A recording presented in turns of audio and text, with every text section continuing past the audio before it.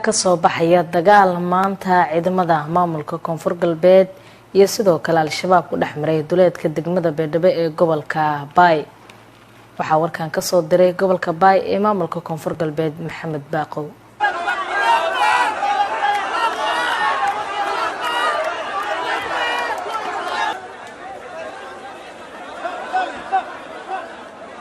dagaal qaraar oo saacado qaatay una dhexeeyay ciidamada dawladda daraawiishta dawlad goboleedka koonfur galbeed oo dhinaca iyo dagaalamayaal ka tirsan al-shabaab ayaa ka dhacay duleedka degmada Beedhabo ee xarunta gobolka Baay si gaar ah deegaan lagu magacaabo Burjaadka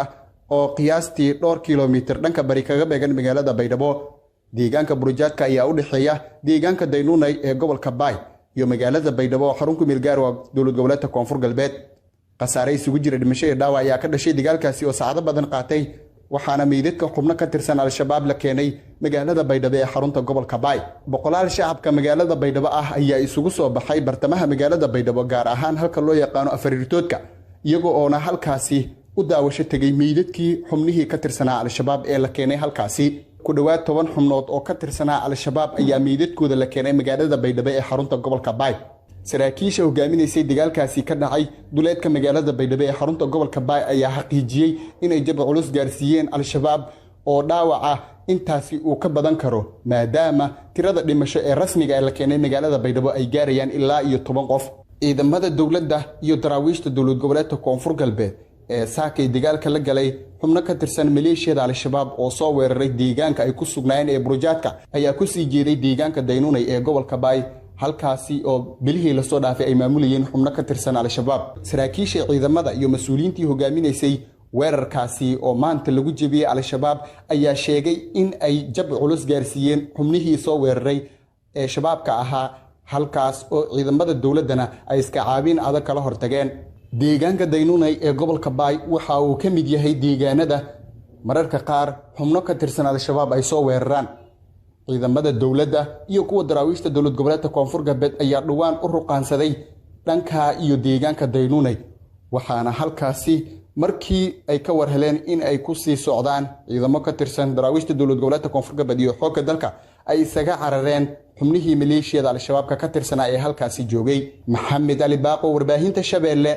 magaalada Beedhabo.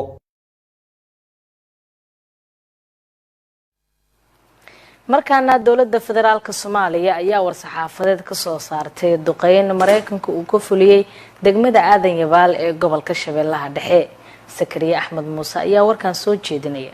diyaaradaha Mareykanka ayaa duqeymo culus waxa ay ka fuliyeen degmada Aadan Yabaal ee gobolka Shabeellaha Dhexe wax yar uun kadib markii al-shabaab halkaasi ay kala wareegeen ciidamada dawladda federaalka Soomaaliya oo labadii sano ee la soo dhaafay maamulayay halkaasi kadib dagaal ka dhacay degmada Aadan Yabaal iyo duleedkeeda. war ka soo baxay dawladda federaalka ee Soomaaliya ayaa lagu sheegay in ciidamada qalabka sida iyo saaxiibada Africom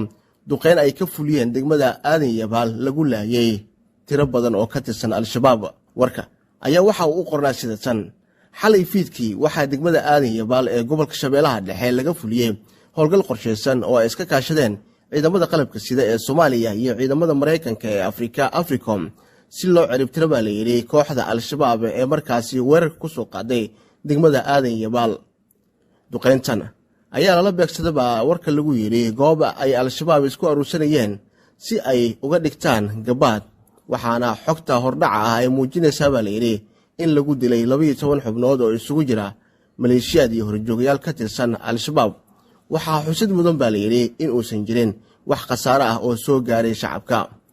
howlgaladan ayaa qayb ka ah dadaalada isdabajooga ah ee dawladda federaalka Soomaaliya ay wado iyadoo kaashanaysa baa la yiri saaxiibadeeda caalamiga ah sida Mareykanka si loo laba jibaaro gulufka ka dhanka ah al-shabaab oo isku dayaya inay carqaladeeyaan deegaanada laga xoreeyay. ciidamada qaranka iyo howlgalka Africom ayaa la sheegay inay weli wadaan qiimeynta khasaaraha gaaray al-shabaab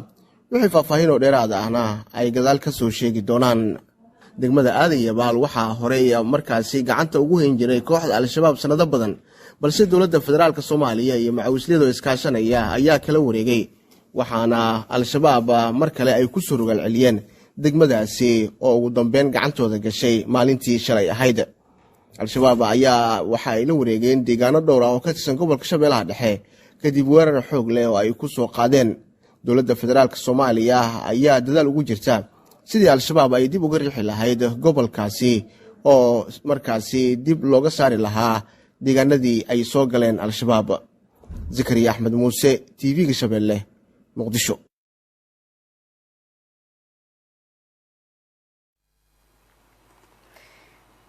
midowga Afrika igad ayaa magaalada Muqdisho ka fuliyay tababar kor loogu qaadayo maamul wanaaga iyo sidoo kale xukunka sharciga ee Soomaaliya. midowga Afrika iyo igad ayaa Muqdisho ka furay tababar lagu horumarinayo maamul wanaaga iyo xukunka sharciga Soomaaliya. waxaa looga hadlayay dhisidda hay'adaha qaran ee adkeysiga leh, kobcinta maamul wanaaga iyo xukunka sharciga ee Soomaaliya xilliga kala guurka dagaalka kadib.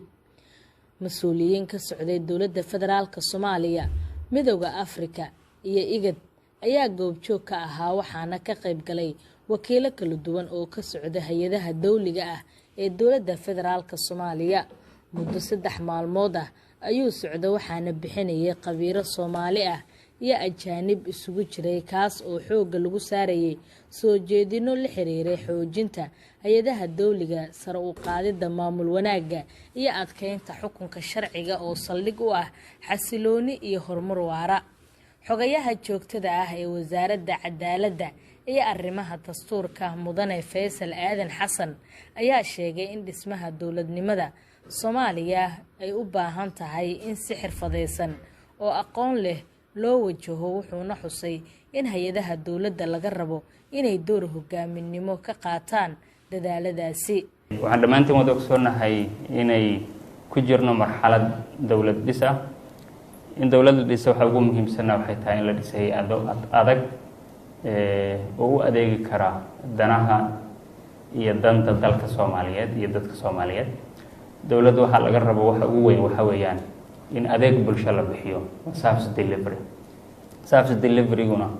waxa qabtaa waa hay'adaha wasaaradaha aan ka shaqeyno, hay'adaha kale hoos yimaada hadday aan lahayn ministerial departments iyo non-ministerial departments iyo public bodies iyo agencies iyo hay'adahaas annaga noo siyaasadahooda aan madaxda ka nahay ayaa shaqada qabta. haddii hay'adaha aysan awood u lahayn inay shaqo qabtaan, macnaheedu waxa ay tahay dowladnimo ma jirto. taasay tahay workshop-kan wuxuu ku saabsan yahay. waxaan ogsoonahay inay marxalado kala gedisan ay soo martaan dowladda Soomaaliya. waxaan aaminsanahay meel fiican oo hadda horumar la sameeyay inay taagan tahay, laakiin weli millions miles baan ka fognahay meeshii aan rabnay inaan gaarno. weli wax aad u tiro badan baa dowlad dhiska Soomaaliya ka dhiman. waxa aan rabnaa marka inaan dhammaanteen ka wada shaqeyno dowlad dhiskaas aan ka shaqeynayno. hadda specifically theme-ka sida gaarka loo xushay waa rule of law ama sareynta sharciga oo ay dowladnimada ku tirsan tahay ayaan focus ka saaraya, iyo the governance issues-ka, public administration institutions-ka, iyo maxaan idhahdaa waxyaabaha la xiriira. haddii aysan jirin sareynta sharcigu, dowladnimo markii laga hadlayo waa sharciga aan ka hadlayna, waa systems ama shuruucda siyaasadaha waddanka lagu maamulo, xeerarka, waxyaabahaasoo idil baa dowladnimada xaga. ayagaa fududeeya in hay-aduhu ay u shaqeeyaan si effective ah. isla xisaabtankii baa qayb ka ah, sababtoo ah haddaan dowladdu isla xisaabtan ka jirin, macnaheedu in maxkamadihii, in qof kasta uu xaq u leeyahay inuu heli karo hadduu problem cadaaladeed qabo, hay-ada madax bannaan inuu heli karo. waxyaabahaasoo idil waxaan aaminsanahay inay hadda dib u dhismayaan, meel fiican ay marayaan, laakiin runtii aysan joogin meeshii la rabay iyo meel u dhow inaysan joogin. dhammaanteen marka qaybaan ka qaadan karnaa. waxaan ka wada soconaa hay-adaha governanceska sida gaarka uga shaqeeya dhammaanteen, haddii ahaan lahayd wasaaradda arrimaha gudaha, xafiisyada sarsare ee waddanka laga maamulo, xafiiska ra-iisul wasaaraha, xafiiska madaxweynaha iyo wixii la halmaala, wasaaradda cadaaladda. governance-gu sidiisaba wuxuu saldhig u yahay inuu fududeeyo hay-adaha kale iyo service bixintaas inay fududaato. dhanka kale, mudane Ibraahim Cabdi oo ka mid ah madaxda igad ee Soomaaliya ayaa sheegay in tababarka uu qayb ka yahay dadaalada igad iyo AU ay wadaan si loo xoojiyo hay'adaha dawliga ah. sidoo kale wuxuu adkeeyay muhiimadda ay leedahay iskaashiga noocan oo kale ah ee u dhaxeeya hay'adaha caalamiga ah iyo dowladda Soomaaliya. Despite the magnitude of the challenge coupled with reduced support from the international community and budgetary cuts, IGAD member states continue to maintain several commitments to pursue strengthening the stabilization and institutional building effort in the region. Over the years, IGAD, of course, we have a peace and security division that has supported the Somali government institution through capacity building training and several engagement on peace and security. Accordingly, the PSD division has developed the implementation of the IGAD PCRD post-conflict construction and development policy framework. The policy framework defines a comprehensive set of measures that seek to address the need of people emerging from conflict, prevent escalation of dispute, avoid relapse into violence, address the root cause of conflict, and consolidate sustainable development, security, and peace. xogayaha fulinta ee xarunta AU ee dib u dhiska iyo horumarinta oo ka hadasha muhiimadda tababarkan ayaa sheegtay in barnaamijkan uu qayb ka yahay istiraatiijiyad ballaaran oo lagu dhisayo dowladnimo adkaysi leh oo ku dhisan xukun sharci ah. As you all know, the AU PCRD policy was revised and adopted in 2024 to provide a continental framework for coordinating and supporting peace-building processes in Africa, in particular to support the efforts of post-conflict countries in consolidating peace and preventing relapse into conflict through the implementation of comprehensive, inclusive, nationally owned processes designed for their short, medium and long-term stabilization, recovery, reconstruction and development. In this regard, ladies and gentlemen, I want to recognize the importance of this revised policy as a tool in promoting stability and development in Africa and the realization of the African Union Agenda 2063 as well as the UN Agenda 2030. The policy reinvigorates the agency role of women, boys and girls in peace-building efforts. As a result, this policy's objective is to foster coordination, effectiveness and timeliness as well as peace-building programs and initiatives in countries and sub-regions of Africa seeking to support in their quest for sustainable peace and development. tababarkan ayaa la filayaa inuu horseedo isbedel muuqda oo ku yimaada hay'adaha dawladda gaar ahaan kuwa ka shaqeeya cadaaladda iyo arrimaha dastuurka. waxaan kala soo hadlayaa gabagabada shirweynaha beesha hawiye oo saddexdii maalmood ee soo dhaafay ka socday magaalada Muqdisho iyadoona lagu wado inay gabagabada ka soo qayb galaan mas'uuliyiin ka tirsan dawladda federaalka Soomaaliya sida aan xogaha ku helayno madaxweynaha iyo mas'uuliyiin kale ayaa lagu wadaa inay ka qayb galaan gabagabada kulanka oo looga hadlayay dagaalka lagula jiro ururka al-shabaab iyadoo oo qorshuhu yahay in beelweynta hawiye ay go'aano rasmi ah ka soo saaraan hanaanka dagaalka ee kooxda al-shabaab oo inta badan deegaanada beeshan haysata. kulamadan ayaa ku soo aadaya iyadoo oo gobolka Shabeellada Dhexe iyo gobolka Hiiraan ay ka socdaan dagaalo qaraar oo ciidanka xoogga dalka ay la galeen ururka al-shabaab iyadoo odayaasha dhaqanku maalmihii la soo dhaafay islaam xaaranayeen isla markaana ay tilmaamayeen in loo baahan yahay in dagaalka al-shabaab uu noqdo mid loo dhan yahay oo hawiye iska kaashadaan iyadoo oo ay tilmaameen in aysan muhiim ahayn in la isku hadleeyo dagaalka oo qabaa'ilaadku ay isku fiirsadaan laakiin si al-shabaab looga adkaado ay qasab tahay in beelaha hawiye ay garab isugu noqdaan howlgalka ciribtirka argagixisada ee guud ahaan dalka ka socda. mas'uuliyiinta ka soo qaybgali doona gabagabada kulanka ayaa lagu wadaa in ay goobjoog u noqon doonaan guddiyeedka ay isku raacsan yihiin odayaasha iyo waxgaradka beelaha hawiye iyadoo oo wasiirro iyo sidoo kale xildhibaano ka tirsan baarlamaanka oo beeshan metelana ay kulanka ka hadli doonaan. waxaan soo sii doonaa warmutiyeedka iyo khudbadaha ay mas'uuliyiintu jeedin doonaan iyo go'aanka beesha hawiye oo ummadda Soomaaliyeed ay u dhigtaagayaan siday u wajihi doonaan dagaalka al-shabaab. Kaafi Hospital waa kaafiyaha bulshada ee dhan kasta oo caafimaadka bulshada ah ku xidhnow mar kasta iyo meel kasta. adiibal meelaha la qabsaday oo shabaabku qabsaday hadda aboorri oo kale ayay ka mid tahay way ka weyntahay waa degmo waa runtaa laakiin dee yani guushu maalin walba gacantaada kuma jirto adoo hadda ma is leedahay taliyi xoogga meel uu joogo iyo saraakiisha ka hooseysa in ciyaar looga baxa ma u malaynaysaa maya ma looga baxin waa lagu jabay waa lagu dagaalamay xoogaa loogu dagaalamay haddana gacantu waa isgaadhaa sidaan xogtan hayo marka al-shabaab xoog bay kula wareegeen dabcan dee khiyaamooyinay suubiyeen ay dhoonno waqtiga la galay meeshana waa habeen saan qiyaasayo cidda shabeellada dhexe shidaynaysa hadday siyaasi tahay iyo hadday ganacsado tahay iyo hadday qof xil haaya tahay muwaadin soomaaliyeed tafarta ku taagno tilaaba laga qaadi karaa shalay mar aad shir ka hadlaysay muqdisho ka dhacay oo arrimaha shabaabka iyo sidii looga dagaalami lahaa lagu abaabulayay waxaad sheegtay shabaabku mararka qaar idinkoo eryenaya inay idinka dhex galaan qabaa'ilaad soomaaliyeed of course qabaa'ilaadkaas waa kuma fiiri waxaa warka aad raadinaysa aniga waa fahansana saas uma dheem haddaan gacan lagu dhufan hoteelkaana imanayaan muqdisho iska dha haddaan gacan lagu dhufan oo aan laga hortegin ma fahamta adig haddaan laga hortegin oo aan lala dagaalamin meel walba weytii karaan laakiin hadda iima muuqato shabaab inta isu soo urursada gobollada soomaaliya dhan soo qabsada muqdisho iman karaya in itaalkoodu intaa dhan yahay uma malaynayo bismi illaahi raxmaani raxiim assalaamu calaykum waraxmatullaahi wabarakaatu kulanti wacan oo wanaagsan daawadayaal idilkiinba kusoo dhowaada waraysi gaar ah oo aanu la yeelanayno u qaabilsanaha madaxweynaha jamhuuriyadda federaalka soomaaliya ee arrimaha ciidamada deegaanka ee loo yaqaano macawisleyda mudane hogaamiye cali jeyte cismaan oo sidoo kalena horey u ahaa guddoomiyihii gobolka hiiraan sidaad la wada socotaan hogaamiye cali jeyte cismaan waxa uu ku suntan yahay howlgallada dib loogu xoreynayo dalka ee ka socda guud ahaan dalka gaar ahaan gobolka hiiraan iyo hirshabeelle khaasatan waa ninkii bilaabay in hurmuud uu u noqdo in beelaha soomaaliyeed ay shabaabku ay iska dhicin karaan hogaamiye sharaf bay noo tahay inaan ku wareysano marka ugu horeysa kusoo dhawo telefishinka shabeelle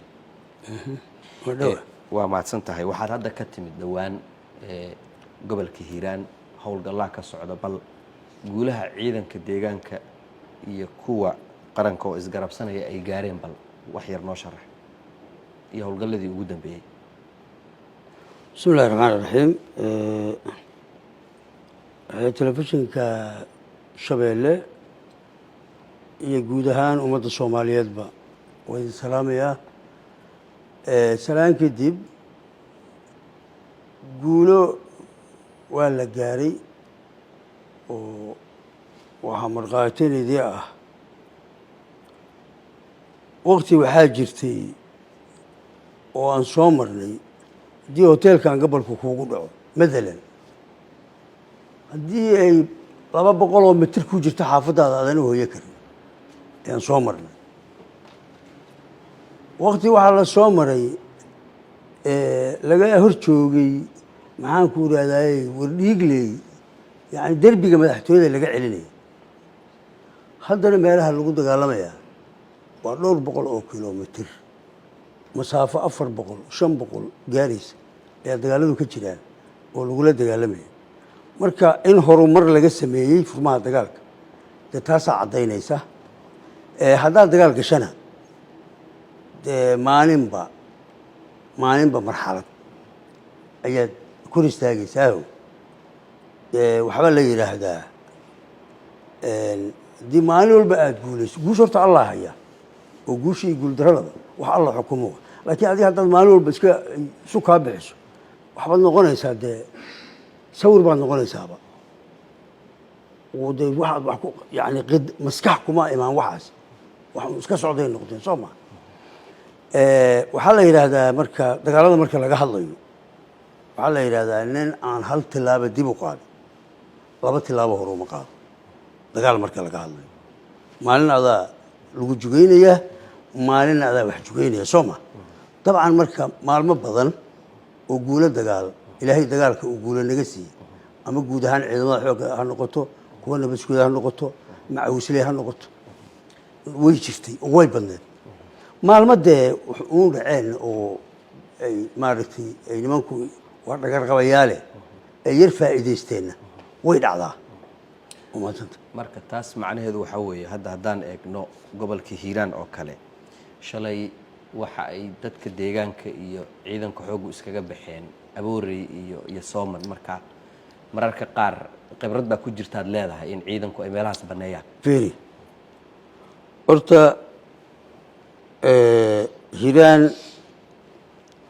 sayidkan bariga oo webiga shabeelle bari ka ah ayaa awalba nimanka laga saaray ee lagama saarin dhinacan webiga ka galbeedka maba laga saarinba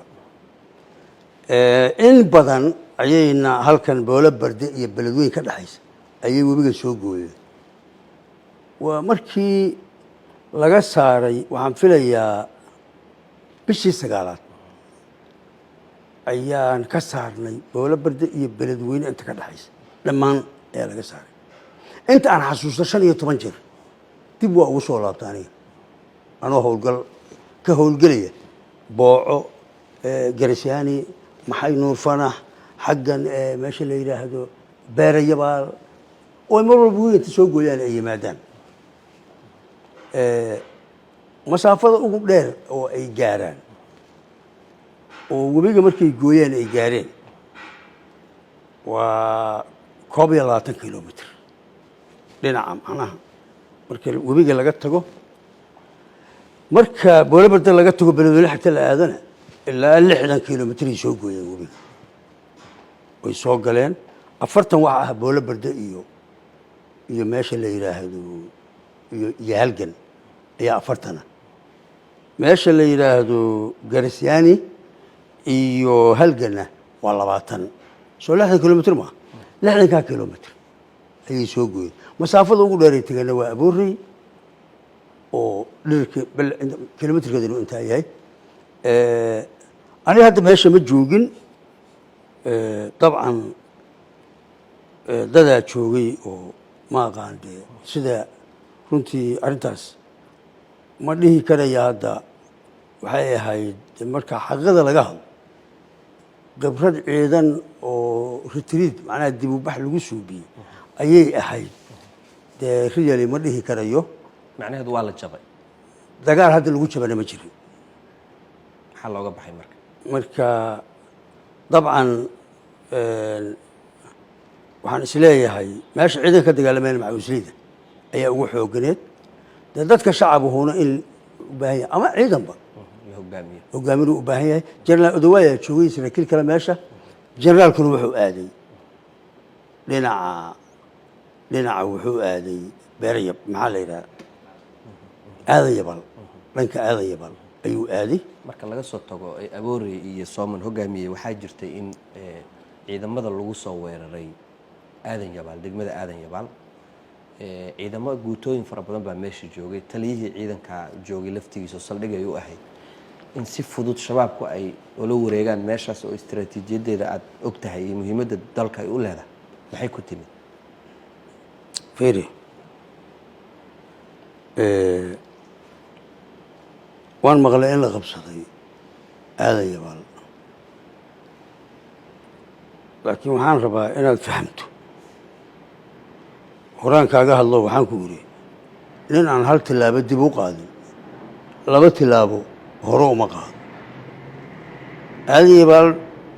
meelaha la qabsaday oo shabaabku qabsaday hadda aboorey oo kaleba ayay ka mid tahay way ka weyntahay waa degmo waa runtaa laakiin dee yani guushu maalin walba gacantaada kuma jirto aduu hadda ma is leedahay taliyihii xoogga meel uu joogo iyo saraakiisha ka hooseysa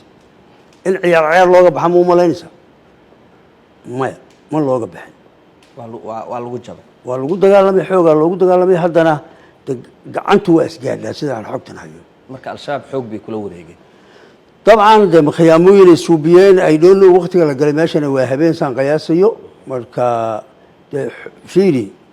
xaaladda eeg waxaan rabaa inaan ku tusaaleeyo meesha la yidhaahdo bukure tusaale yaraan kusoo qaadanaya shabaabka joogay 120 nin 130 u ahaa ciidanka ku weerarana 60 nin u ahaa qof naga cararayaana naga fakaday ya qof naga cararay ayaa naga fakaday wixii kale gacantaan ku dhignay 47 qori aan ka furan annaga dhimashadeenu 3 ay ahayd 12 waa naga dhaawacan waxaan rabaa inaad ogaato sideedaba Soomaalidu nooc ay doonto ahaato difaac shaqo kuma leh soomaalidu waa weerar nooca ay u samaysantaa noocaas ama shacab ha ahaato ama ciidan ha ahaato ama dawlad kale hala dagaalamo hayso adu ciday doontaba hala dirto soomaalidu difaac shaqo kuma leh dagaalkan bilowgiisii 2022 adoo beeshaada hogaaminaya guulo aad u waaweyn baad ka gaarteen dagaalka shabaab dhul aad u fara badan baad ka xoreyseen runtii khasaarana waad gaarsiiseen marka loo yimaado gobolka shabeellaha dhexe dadku waxay leeyihiin sida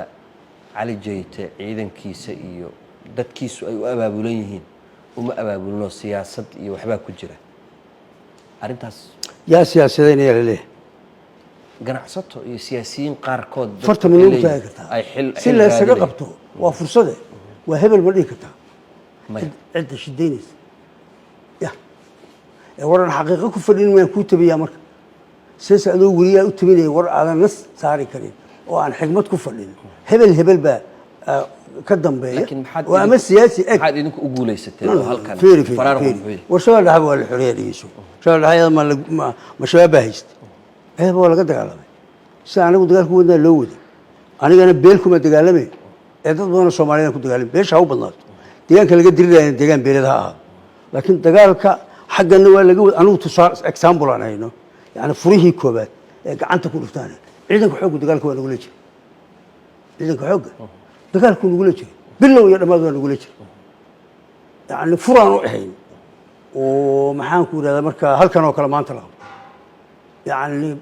جهاد عدوغا 20 كيلومتر 30 كيلومتر واحد دفاع كجليا عيدك ديغان لعب ليس marka taliska ciidanka in la burburiyo subax damar waxaad maqlaysaa xabada socota ayaga xabad galiya ciidanka gurmadu noogu imanay laakiin shabeellada dhaxba sidoo kale waa laga dagaalamay meel badan laga dagaalamay marka waxaan rabaa waxa moogtahay ku tiri ku teen macna ma samayso cidda shabeellada dhexe shidaynaysa haday siyaasada iyo haday ganacsada tahay iyo haday qof xil haaya tahay muwaadin Soomaaliyeed tafarta ku taagno tilaabo laga qaadi karaa waayahay gobolka Hiiraan barigiisa aad baa runtii aad u xoreysay hogaamiye adiga ciidankaaga waxaad sheegtay hadaahi in galbeedka wali shabaab ay joogaan maxaa loogu ruqaansan laayahay oo adigu dhaqaaqi laadii maxaa idin ka hortaagan aniga ha okay su'aal fiican waxa iga hortaagan ku sheegay in badan waa sheegay aniga dadka aan ku dagaalamay ma aha ciidan dawladeed ciidan qaran ma waa reer majority-goodu reer waa laga yaabaa tusaale in reero kale oo deegaan kale nala ah dad ka mid ah inay ka mid yihiin sida haddaba aan mar hore sheegay degmada Matabaan oo kale nimanka la yiraahdo Cayr weynila socda markaan dagaalka galayso ma murusado kale meeshuu noogu yimso laakiin majority dadka dagaalamay waa reer Sooma adiga suurtagal ma ku tahay aqligu ma ogolaan karaa reer Soomaaliya maleeshiyad hubaysan inta aad ka hayso inaad reer kale meel u degan yahay ku weerarto logic ma noqonaysa laakiin al-shabaab reer idin ma kala yaqaanaan maya al-shabaab waa al-shabaab laakiin aqliga aadamigu fiiri Soomaaliya dhowr iyo 30 sano ayaan security-geedu sugnayn oo dawladdu aysan si dhab ah in mastawadeedu usan gaarin in ay controlsho gees min gees Soomaa suuragal Soomaaliya qabaa'il ka samaysantahay suuragal ma tahay qabaa'il kale oo hubaysan inta ka hayso qabaa'il kale meel degan la tagto aqliga binaadamka diiday way shalay mar aad shirka hadlaysay Muqdisho ka dhacay oo arrimaha shabaabka iyo sidii looga dagaalami lahaa lagu abaabulay waxaad sheegtay shabaabku mararka qaar idinkoo ereenaya inay idinka dhex galaan qabaa'ilaad Soomaaliyeed of course qabaa'ilaadkaas waa kuma fiiri waxa warka raadinaysa aniga waa fahansan saas uma dheemba sidaan u irba saas ma meesha waxa ku shiray reer aan hadalka ka jeedi reerka shiriye hawiyo ah magacaas uu lahaa sababta hadda aan sheegayo oo sayidkan inta ka gudbo aan xagga kale u tagay fiiri tusaale kale aan ku soo qaadaya meesha la yiraahdo maxaas degmada maxaaseed degmooyinka la xoreeyay kamid tahay Soomaa meesha la yiraahdo wabxo waxay ka tirsan tahay gobolka Galgaduud magaalada wabxo Galgaduud ka tirsan tahay maxaas magaalada maxaaseed iyo magaalada wabxo 26 kilomitir ay isu jiraan لحيلاتك كيلومتر أي سجران ديجان كان دجالمية ودك مع وسيد وكان دجالمية يعني وحيوجران 10 كيلومتر حق قابل يا ديجان كوجران لما نتذكره سببت لو تجوا أن يطلع عن معه تصالح وبروبلم كده أكون شيء أنا أنت رأيك عايز رأيك اللي أوجيش عقلي قاعد جديد